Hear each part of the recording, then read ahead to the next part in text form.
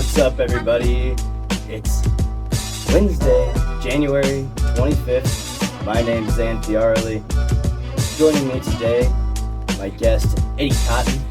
This is AM Sports Talk with ZP. It's the first ever edition of the show that we've done. So my name is Zain Pyarali. I'm a sports media student here at Indiana University, and I just want to talk sports. I just want to have fun. For every day, I'm going to have a new guest on the show. So today, I chose my dearest friend, Eddie Cotton, to join me. And pretty much, I chose him because he likes to have fun. He knows what he's doing in the studio here. I'm kind of new to all this, so Eddie, thanks for joining us. Dude, no problem, man. When you told me you have to wake up at 7 a.m. to go to a podcast, I ran right over. See, this is why I like Eddie, because he'll call me, if he called me at like 4 a.m. and he's like, yo, let's do a podcast. I'm like, yeah. That'd probably be a weird podcast, though. Probably, but I bet it'd be fun. What are 4 a.m. sports questions? Anything you see from the night before? Anything you want to talk about right now? That's fair. Yeah. So Eddie, tell us a little bit about yourself. My name is Eddie Cotton from Long Island, New York, where all us Jewish homies come from. I'm a sports broadcaster here in BTM Studio, and I am WXU's co-sports director. We want to start out on the hardwood college edition. Number 1 in the nation goes down last night, Eddie. Number 2 in the nation goes down. Number 4 in the nation goes down. Villanova, Kansas, Kentucky all lose on the road. And my question to you is, do rankings even matter? Hot take? Yeah.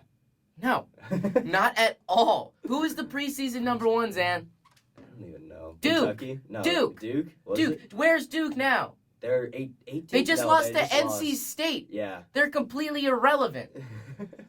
Oregon was number 5 to start the season. Xavier was 7. Arizona was number 10. I'm about to hit you hard with this one. Who is the preseason AP top 25 number 11 team in the country? I think it was Indiana. I think it was Indiana too. Is that basketball team relevant by any means? Considerably top 11 in the country? Or top 25 right now? What about the preseason number 12 team in the country? Preseason number 12 team was Michigan State. Are they relevant? No, because they've got 4 freshmen playing a majority of their minutes. No way. There's no way they make the tournament. There's no way. There's no way. I think there's a slight chance they make the tournament. What if they go on a run in the Big Ten tournament and win that? That's Did you see that happening? Oh, yeah. I can see that happening with Indiana, too. Okay. I can see that happening with almost any team in the Big Ten other than Illinois and Rutgers. Every other team in the Big Ten so Nebraska has that. Yeah, they've got that run ability because they can play tight defense, and they know their fundamentals, which is why Nebraska beat Indiana in the first place. And they got Webster coming in there, who's a very undervalued guard who could take over a game. Ty Webster is the best guard in the Big Ten. What you need... Well... He's one of the best. You're friends with, like, Malcolm Hill. He's your homie. He's a forward. He's right. 6'6", 6'7". All right, that's fine. That's a Ty fine Webster range. is a guard. Him and James Blackman. Mm-hmm. Top-tier guards in the Big Ten. Top-tier guards. You know who else is a top-tier guard? Who? Marcus Howard.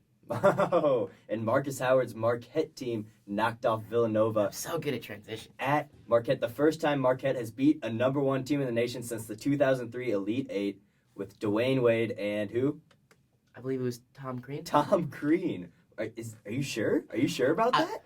I saw the stat pop up, and I just did a double take. I was like, what? Tom Crean can beat good teams? It's almost like he did that 3 times this year. It's almost like he beat UNC and Kansas. Okay. Right now, the number 1 team in KenPom is Gonzaga. Do you think Gonzaga will be the new number 1 next week? Especially after 1, 2, and 4 all lose. Gonzaga's sitting at number 3. And then Kansas and Kentucky play each other again on Saturday. Ooh, that's a tough call. Right. Because nobody wants to put Gonzaga number 1. They play in the West Coast Conference. They play St. Mary's. That's their only competition in conference play. Don't talk down about St. Mary's. I want to see Gonzaga go to Tennessee, go to Marquette, go to West Virginia. I guarantee you they would lose all 3 of those places. Maybe not Tennessee. But Marquette and West Virginia, they definitely lose at West Virginia. They just don't play anybody. Yeah. So, and we've seen that in past years in the tournament, how poorly Gonzaga did. They were a 1 seed a couple of years ago, and they just got demolished. They almost lost to Southern, I remember. Whoa. A 16 Who names seed. their school Southern? If you're in the South. No, but that's a whole region encompassed with 1 school. That's not logical. That's like if we called Indiana University Midwestern.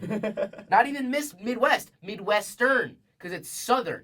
Where's the logic in that? and yet they almost beat Gonzaga. But there's no one. Let's talk about Indiana a little bit because they'll make the tournament after a slow start in Big Ten play, but the 2 wins against Kansas, North Carolina, we know they're... Did you just say they'll make the tournament? Yeah, they'll make the tournament because they're not going to make the tournament because Why? The wins against Kansas and North Carolina, and if they finish 500 or above in Big Ten play, which they're 4-3 right now, they got Michigan on Thursday, which they'll probably improve to 5-3. Whoa. And then... Probably. That's a road game against a team that plays the exact same style as Indiana. Exactly. That's why I said Indiana, all they have to do is score. Because Michigan's defense is absolutely terrible. But Michigan, all they have to do is score because Indiana's defense is terrible. But Indiana's defense is improved. It's slightly less terrible. Exactly.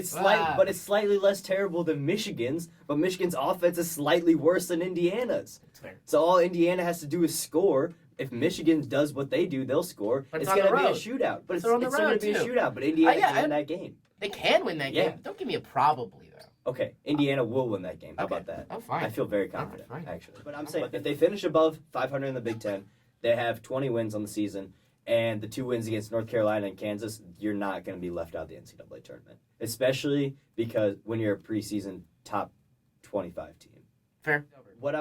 System debunked. What I'm saying is that the teams that can run Indiana into trouble are the Louisvilles, are the West Virginias, the teams that play defense for the full 40 minutes. Those are the teams that are going to get in the way of Indiana, and those are the teams that I see that are going to be the most successful when it comes tournament time. Now, I love UCLA. I love the way they score, but they cannot play defense worth a crap at all. No, they can't play defense. But they can score with anybody. See, I think what the code for success is in the NCAA tournament is strong defense. You're right, and then streaky 3-point shooting. Oh, okay, yeah. Like you just got to get hot at the right time and drill in threes and send yourself far. I mean, the always example is Davidson.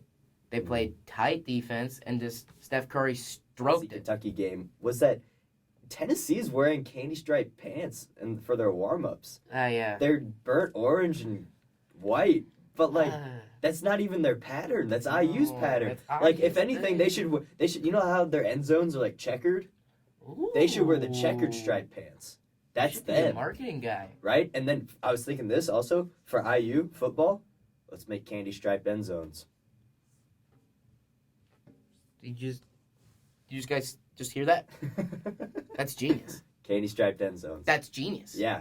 That's genius. The only thing is that with the turf, I'm not sure how they do that. But just bring in... We don't know how to do it logistically. Yeah, but do it. Make it happen, Fred Glass. Like, I'm waiting for it. I like how it But I'll also miss something else this Sunday that I'm not too worried about, and that's the NFL Pro Bowl.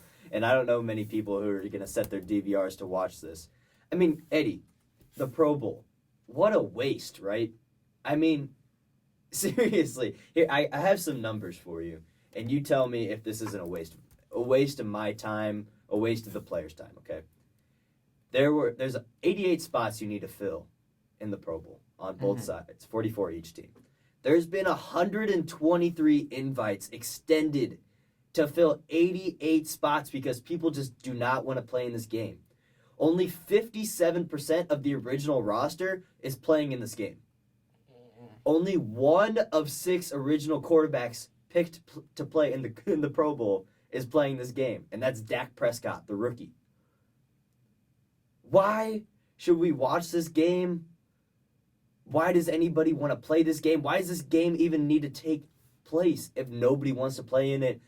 / what alternative can we find for this in addition, or a new method for the Pro Bowl instead of being the week before the Super Bowl? It's in Orlando this year also. It's not even in Hawaii. Alternatives, thoughts? It's like such a hard thing to figure out because I think the fun of an all-star game is seeing superior athletes, one, make said all-star game. And they've ruined that system. Right, because all the players pull out. Yeah, because eventually you're going to see Mark Sanchez in the the Pro Bowl, sorry. Whoa. Whoa. Whoa. Whoa.